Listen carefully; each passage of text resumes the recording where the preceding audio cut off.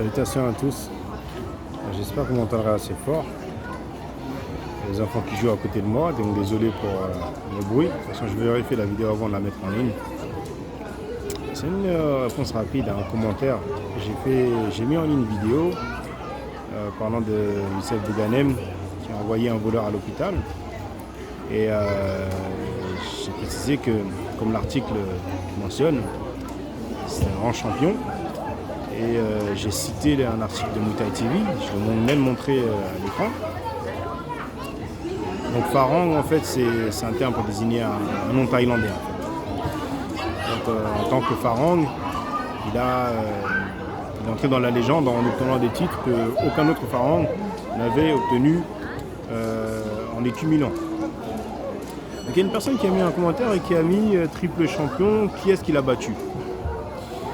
Et je trouve cette question drôle parce que, à la limite, si les gens prennent la peine de faire une recherche rapide, ne serait-ce que sur YouTube, puisque c'est là que le commentaire a été laissé, on verra énormément de vidéos de combats de Youssef Bouganem et on pourra voir qui il a battu. Papa! Attends, va jouer. Et de toute façon, je vais partager deux vidéos que j'ai moi-même filmées. On voit un combat Youssef Bouganem contre Gaëtan Dambo. Cette vidéo a 100 000 vues, plus de 100 000 vues d'ailleurs. Et une autre vidéo où il combat un Thaïlandais. Et là, vous pouvez même voir que déjà à partir de la 10e minute, le Thaïlandais n'en peut plus. Et Youssef Bouganem, il est plutôt gentil avec lui parce qu'il ne le termine pas vraiment comme il aurait pu. Mais ça s'accentue à partir de la 2e minute. Là, vraiment, il pouvait le terminer, mais ça ne l'intéressait même pas en fait. Et ça m'avait impressionné quand j'avais vu ce combat en live. Beaucoup d'autres gens seraient allés en mode bourrin, en mode finish him, comme on dit, pour terminer le type. Et le troisième lien que je vais partager, c'est tout simplement la recherche de Youssef Bouganem sur YouTube et les résultats. Et il suffira de descendre et aller à la page suivante et à la page suivante. C'est un type qui combat, comme je disais, en Thaïlande, donc il a énormément de combats.